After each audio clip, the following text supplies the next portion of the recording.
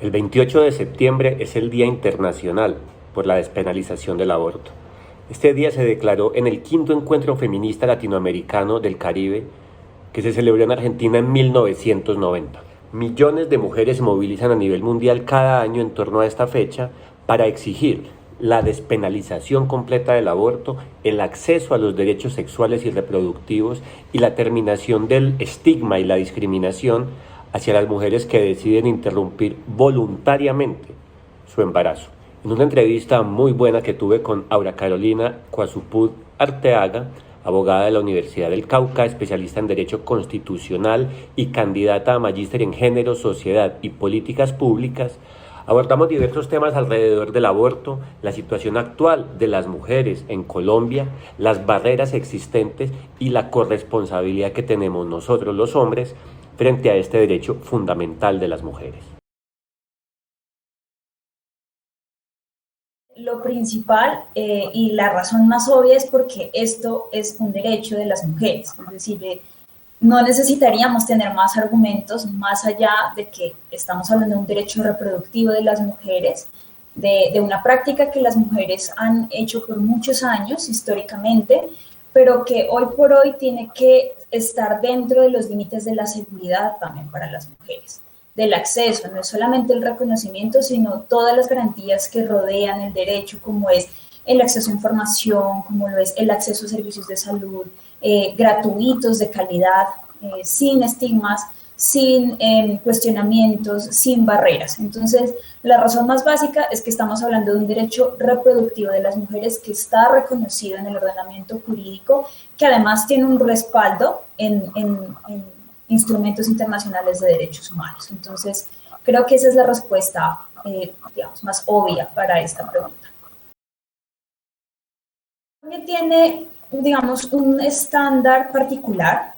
Dentro de Latinoamérica, pues no tenemos como una normatividad restrictiva, como sucede en otros países, por ejemplo, El Salvador, Ecuador y otros.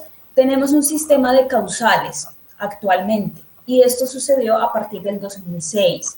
En el 2006, la Corte Constitucional estudia la constitucionalidad del artículo que en el Código Penal tipifica el aborto como un delito.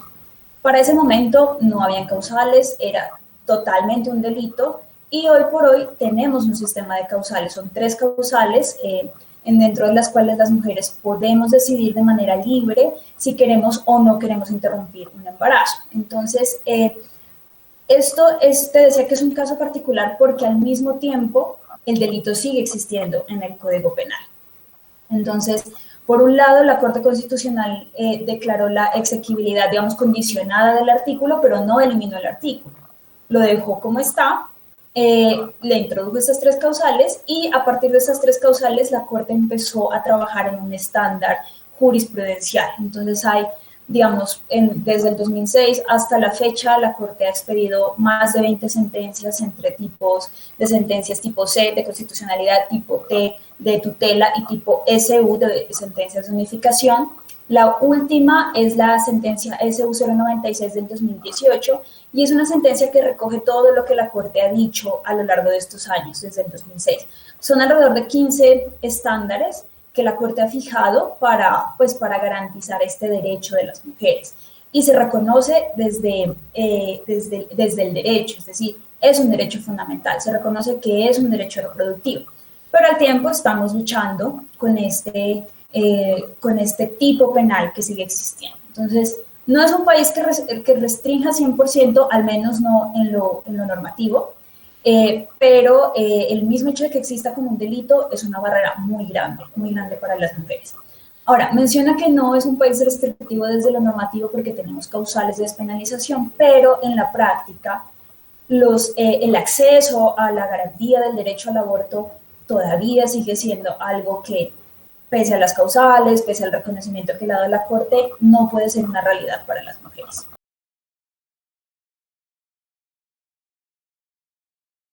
Yo quisiera mencionar primero que es un derecho que la Corte reconoció.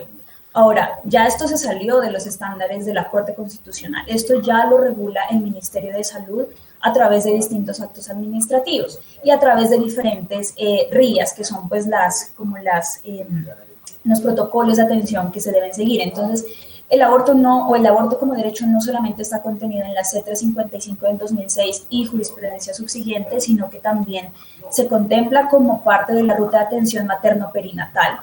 Es decir, las mujeres que se les da la prueba de embarazo y que salen positivas, digamos, para la prueba y que están en embarazo, acceden inmediatamente en el sistema de salud a una ruta de atención materno-perinatal. En esta ruta está contemplado el acceso a la información, es decir, el acceso a las opciones que tenemos las mujeres. Y una de esas opciones es la interrupción voluntaria del embarazo. Por otro lado, la interrupción voluntaria del embarazo también está dentro de la ruta de atención a víctimas de violencia sexual. Entonces, como que no es una cosa que solo se hable en la sentencia C355, sino que hoy por hoy el Estado lo reconoce como parte de los procedimientos que garantizan la salud de las mujeres, ¿sí? Y está contenido pues en el plan de beneficios en salud, es decir, acceder a un aborto está contemplado dentro de la atención en salud. Entonces no es algo que pueda ser o que se considere ajeno o que es pues digamos algo fuera pues de los límites normativos, está en el ordenamiento jurídico colombiano. A esto pues se suman las diferentes rutas que el Ministerio y los protocolos ha expedido y también la Política Nacional de Sexualidad, Derechos Sexuales y Reproductivos lo contempla como parte de los derechos reproductivos de las mujeres. ¿Cuáles son las barreras a las que las mujeres nos enfrentamos? Hay diferentes tipos de barreras, pero hay, digamos, unas de tipo estructural y pueden empezar, digamos, en el sector salud por el mismo hecho de que hay muchas barreras de carácter administrativo, digamos, desconocimiento de las causales. Hoy por hoy, pese a que tenemos ya más de una década del reconocimiento pues, del aborto como un derecho, en el sistema de salud siguen el personal de salud desconociendo las causales. No hay protocolos de atención, no hay rutas específicas. Se supone pues que las EPS y los prestadores deben tener una ruta de atención para garantizar estos procedimientos. Muchos no lo tienen, o si lo tienen tampoco es algo que se conozca pues, o que se haga masivamente, o que se informe masivamente en el sector. Hay una limitación muy grande desde el sector salud y es el mal ejercicio de la objeción de conciencia. En Colombia la objeción de conciencia es un derecho que también ha sido reconocido por la Corte Constitucional y en el caso del derecho al aborto versus la objeción de conciencia, la Corte también ha emitido unos lineamientos específicos. Y esto es, por ejemplo, que las únicas personas que pueden objetar conciencia en Colombia para los casos de abstenerse de practicar una interrupción voluntaria del embarazo es únicamente el personal médico que está encargado de la práctica del procedimiento, es decir, el médico y la médica que va a practicar el aborto. Las enfermeras, los enfermeros, el personal administrativo, de diferentes personal que está como en el entorno de salud no están autorizados para objetar conciencia. Entonces, la objeción de conciencia es una barrera muy grande porque se hace, digamos, se utiliza de mala forma, sin seguir los estándares que la Corte ha expedido, pero además también hay un problema muy grande y es que las personas jurídicas, es decir, hospitales, clínicas, entidades prestadoras de servicios de salud, objetan conciencia sin que ellos lo puedan hacer, porque digamos, este es un derecho únicamente de las personas naturales. Entonces, esta es una barrera muy grande que también forma parte de este como cúmulo de barreras estructurales a nivel ya del sistema de salud. Otra de las barreras que pueden existir y que se han identificado también es, digamos, como las barreras de tipo ideológico que influyen en el personal de salud, que hacen que, por un lado, se retrasen los procedimientos o, por otro lado, que se ponga a esperar o se le pongan trámites administrativos extras a la mujer. Entonces, las causales, cada una de las causales, que son 3, contemplan cada una cuáles son los requisitos para acceder a cada causal. Por ejemplo, en el caso de violencia sexual, la mujer tiene que presentar la denuncia penal, excepto en los casos de menores de 14 años que se asume que hay una violencia sexual. Para los casos de salud, esto incluye salud mental y salud física, se presenta el diagnóstico médico, no necesariamente médico, puede ser también de psicólogo, digamos que ambos son profesionales de la salud y están en capacidad de determinar si existe un daño o un riesgo en la salud de la mujer. Entonces recordemos que aquí la salud no solamente se asume a nivel físico, sino a nivel de salud mental, es decir, la salud desde su entorno integral. Y en el caso pues de la incompatibilidad del feto con la vida extrauterina también se debe presentar el diagnóstico médico. Entonces estos son los requisitos que se necesitan, pero muchas veces se oculta, digamos, estas barreras ideológicas imponiéndoles más cargas administrativas a las mujeres, poniéndoles barreras en el acceso por las causales, cuestionando las decisiones de las mujeres. Entonces, esta es una barrera muy grande. Ahora, esto trasladado ya, no solamente en el sector salud, sino más sociocultural, socioeconómico, sociopolítico, se enfrentan las mujeres a múltiples barreras. La primera, por ejemplo, es el desconocimiento de ellas mismas sobre un derecho de ellas. Entonces, en Colombia todavía las mujeres no saben que el aborto es un derecho. Y esto es una barrera que deviene desde el mismo hecho de que el aborto sigue siendo un delito. Entonces, en el ideario común está de que el aborto, pues, es un delito.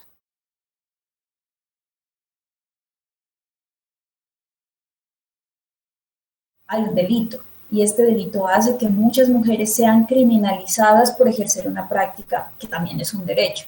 Hace algunas semanas se dio a conocer un estudio sobre la criminalización del aborto en Colombia.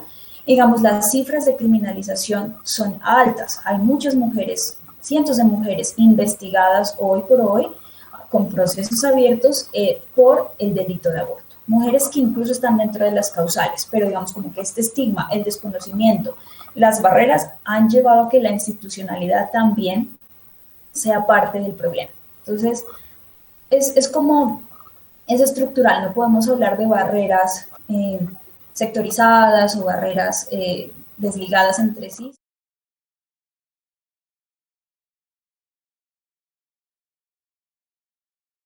En Colombia, la Corte Constitucional no ha puesto un límite de semanas o edad gestacional para ejercer el derecho al aborto. En otros países sí, digamos, México lo tiene contemplado, otros países también.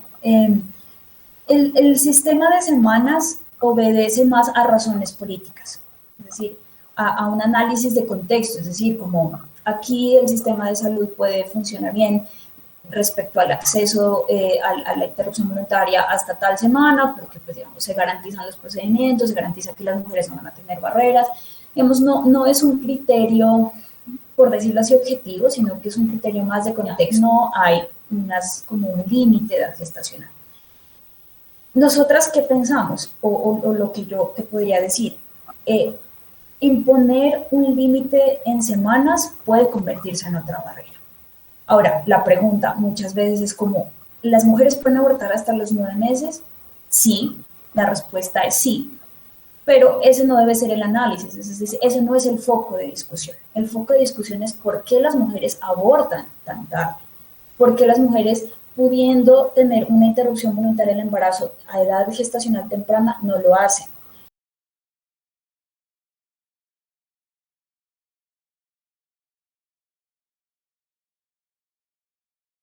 Esta es una pregunta muy recurrente y muy interesante también para responder, y más allá de lo que lo veamos nosotras es lo que ha dicho la Corte, ¿no? La Corte, y lo repite en la sentencia, en la SU 096 del 2018, dice, mire, los derechos sexuales y reproductivos pertenecen tanto a hombres como para mujeres, es decir, usted tiene derecho a ejercer la paternidad, usted tiene derecho a ejercer la maternidad, pero hay que verlos desde un enfoque de género, ¿sí? Los derechos sexuales y reproductivos no se ejercen ni afectan de la misma manera a hombres ni a mujeres por el componente biológico. Es obvio que el componente biológico es dominante para el ejercicio de los derechos reproductivos. Somos las mujeres quienes biológicamente estamos dispuestas en nuestro cuerpo para llevar a cabo un proceso gestacional diferente al hombre. Entonces, digamos, en ese sentido, el proceso reproductivo, el derecho reproductivo lo vivimos de manera diferente al proceso que viven los hombres. En términos sociales, por eso te decía, esto se ve desde un enfoque de género. El ejercicio de los derechos reproductivos se vive diferente desde la experiencia del hombre como desde la experiencia de la mujer. Entonces la maternidad o el ejercicio de la maternidad se asocia y de la paternidad se asocia recurrentemente con este estigma, ¿no? Del rol de género de las mujeres, somos las que tenemos la responsabilidad, ¿sí? Como que no se estigmatiza tanto al mal padre como si se estigmatiza a la mala madre o a estas decisiones. Entonces, tiene un componente de género visto desde los diferentes enfoques, desde el biológico, desde el social, desde como el contexto que rodea la situación. La Corte y los estándares en derechos humanos reconocen que tanto hombres como mujeres tenemos derechos reproductivos, pero por esta vivencia diferenciada, este derecho es un derecho que le pertenece exclusivamente a las mujeres. O sea, las mujeres tenemos derecho a decidir sobre algo, sobre un proceso que nuestro cuerpo está transitando, que no lo transitan los hombres. Ahora, los hombres tienen derecho a ser padres. El punto es que su elección, pues, tiene muchas otras aristas. Existe la adopción, existe pues, la posibilidad de elegir una pareja que sí quiera ayudar en la paternidad, es decir, como hacer la paternidad pues, del hombre, pero en el caso de las mujeres, esta sí es una decisión exclusivamente de ellas porque es un proceso que lo atraviesa exclusivamente su cuerpo, que es una experiencia desde el enfoque de género que lo vive de manera diferenciada la mujer y por eso se reconoce que es un derecho reproductivo, sin anular el derecho de los hombres. No existen, digamos, como cifras oficiales donde tú digas, me voy a la página del ministerio y entonces encuentro los registros. No, muchos de estos, como te decía, han sido por estudios. De hecho, esta cifra de los 400.000 es una cifra del Budmacher, creo, de un estudio que se hizo con la Universidad Nacional, que ya es una cifra de algunos años atrás. Entonces, no es que se obtengan, pues, de cifras específicas del ministerio. O sea, institucionalmente nosotros no tenemos registros oficiales.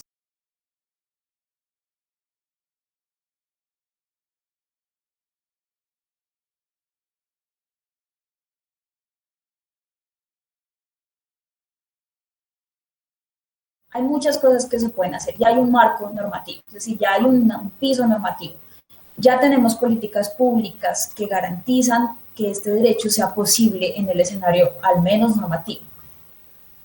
La planeación territorial yo considero que es básica y fundamental, es decir, es primordial para que las mujeres accedamos a los derechos que la planeación territorial los tenga en cuenta. Entonces, por ejemplo, en el caso de los departamentos y los municipios, es básico, importantísimo, que cuando se construyan los planes de desarrollo territoriales se incluyan indicadores en el derecho de aborto de las mujeres.